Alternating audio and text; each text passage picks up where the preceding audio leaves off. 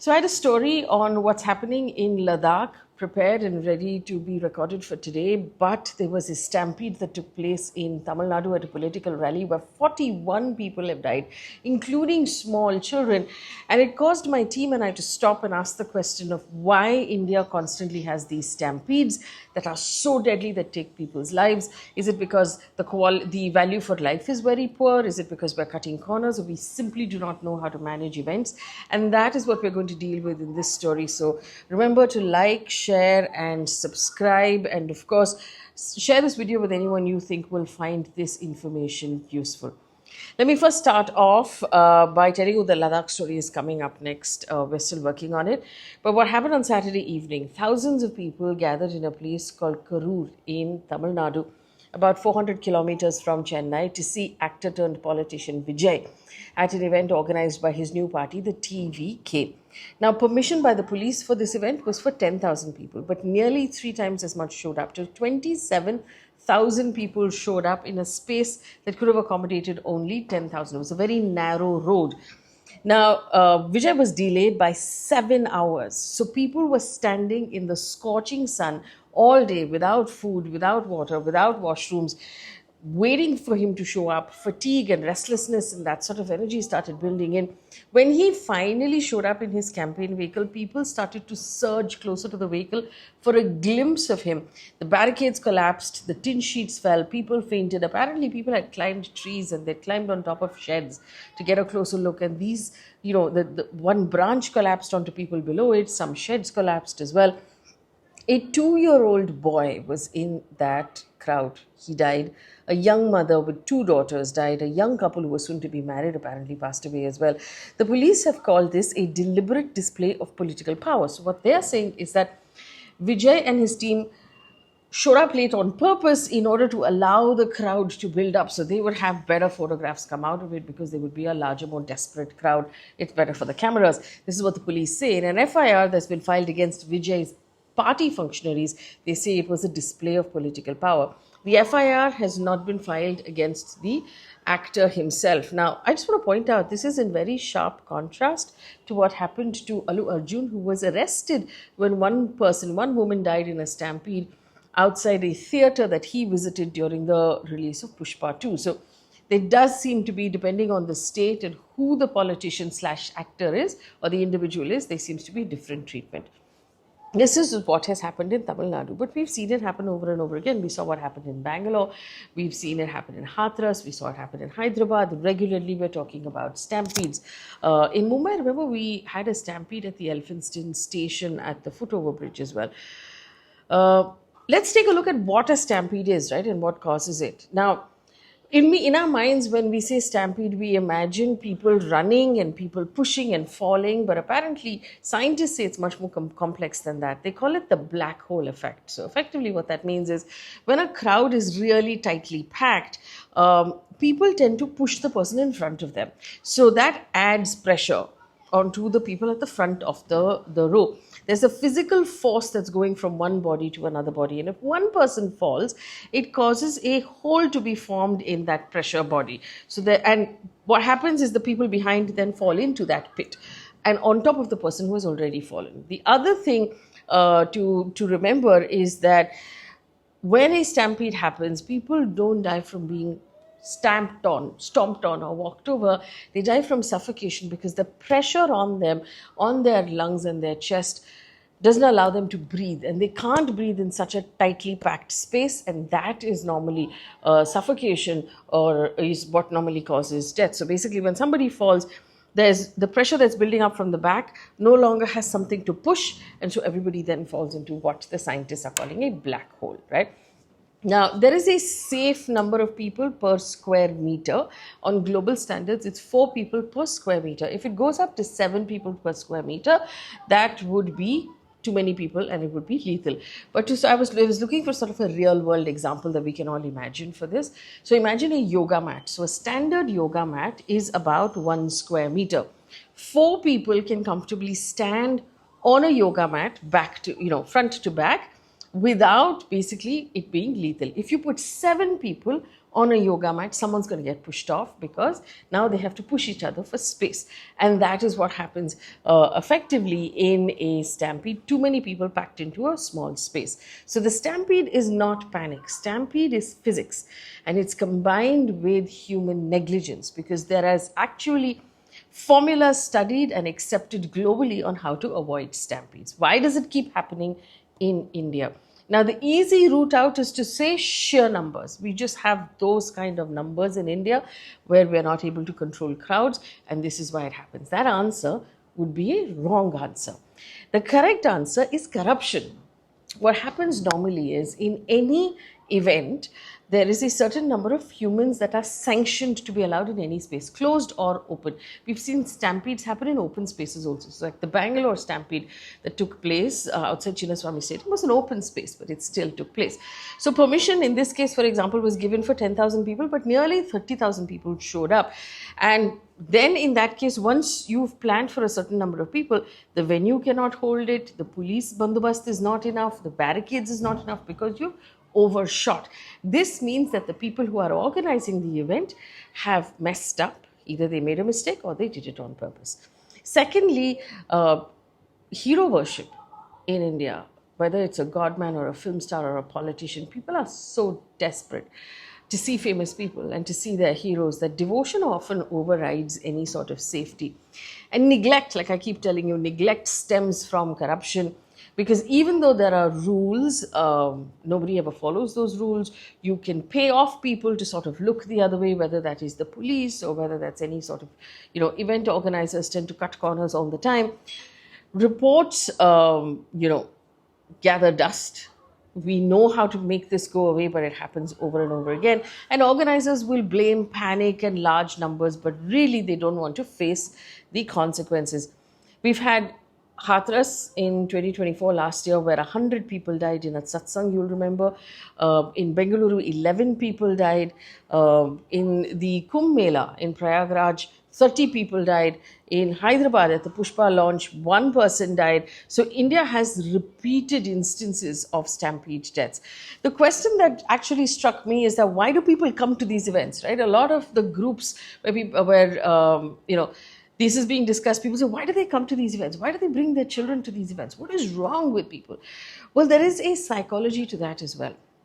And apparently, there's an illusion of safety, because psychologists call this optimism bias, where they basically say that human beings tend to underestimate risks that they have not personally experienced. So if someone has been to a crowded space, so they've been to a political rally before, or they've been to a temple mela and nothing happened, they just assume that nothing's going to happen again. And in India, where we're used to large crowds, people normalize crowding. So even that first sort of signs that things are becoming dangerous, there's a lack of space, someone is fainting, it's too hot, people think this is normal because we're so used to it in India. Whereas anywhere else in the world, these are taken as warning signs for a stampede, and we don't react to those warning signs because we're so used to it. Then, of course, is the lure of the moment. Now, there's actually a sociological idea of sort of a collective behavior that happens when there's a large crowd. It amplifies emotion. There's a study that shows in crowd dynamics a threshold of more than 4 to 5 people per square meter, which we already talked about. Individual decision making disappears and people start moving as one single organism, because emotions become contagious at that point. So if everyone is excited, everybody sort of feels excited, everyone's pushing to go in a certain direction, you're not even asking what you're going to see, the whole crowd starts to push, because that is just human nature at that point. And that explains why sensible adults who are sensible in individuals, when they're part of a large crowd, they jump barricades, they climb on roofs, they ignore personal discomfort in order to get a glimpse or to achieve whatever it is the larger crowd wants to achieve. Then there's the idea of manipulation. So apparently organizers delay the arrival of the leader or the celebrity to create a dramatic entry moment. So what happens is basically the longer the crowd waits, the more it will build up, the bigger the event appears on television. There is a sort of energy that's building where people are chanting, people are buzzing. You make 2 or 3 sort of false starts where people think the person has come, but it hasn't come, and that builds up into like a bigger thing. We've seen this happen at concerts. People do it all the time, so the energy keeps building. But what that also happens is then you have a The cheering, pushing, chanting can also very quickly switch into a dangerous surge if you've overcrowded and you've not planned barricading carefully enough. So apparently, Vijay's convoy appeared 7 hours late, left people standing in the sun, no water, no food, no shade, and ignored safety warnings, did not prioritize, sort of optics were prioritized over human life. And so that deadly mix of an optimism bias where people believe it's not going to happen to me, they sort of create a collective euphoria of the crowd, and deliberate crowd manipulation by the people who organize will actually just turn it into a tinderbox that's waiting for a spark, and the whole thing just goes off. So, and the spark can be something small, like a rumor or someone fainting or a barricade breaking, a roof collapsing, and then the crowd that's built into this frenzy just cracks, and then it goes crazy, right? The question to ask now, which is the important question, can stampedes be prevented? Yes, they can entirely be prevented. It's been worked down to a science, because you have to follow crowd safety. You have to make sure you don't overcrowd. Even if the event is free, it's possible to barricade and only count the number of people that you're going to let in. And once it's done, you stop. But nobody wants to follow that. Strict registration, barricading, ticketing, all of these things can be done. Separate entry and exit. So apparently the massive sort of crushing happens when people enter and exit in the same space. So if there's a panic, people who are exiting will actually squash the people who are entering. The other thing to do is, of course, make sure that the exits and the entries, which need to be only single flow, are slush free, especially in the monsoons and when it's raining, that there's matting done and people don't slip and fall because it's slippery. Apparently in Mecca during the Hajj pilgrimage, they've worked on this over and over again because they've had so many issues in the past where basically people only move in one-way loops, and once you enter, you never come back, you never encounter the person. So entries and exits are actually moved in completely different directions. And we've seen all over the world, there are massive events, huge concerts where people enter and exit and there is no issue in terms of crushing. Clearly marked exits, proper lighting, no bottlenecks when people are coming in and out, accessibility for everyone. There are lots of real-world examples. For example, the Hathras Satsang stampede that happened last year, eyewitnesses said that basically there was loose soil and it was slushy, and so people slipped and fell and then got trampled upon, and that is how the stampede started over there. Then, of course, the number of police officers that we deploy. So apparently in Karur over the weekend, there were only 500 police officers deployed for 27,000 people. That's impossible. As one policeman for over 50 people. They simply cannot manage that sort of a situation.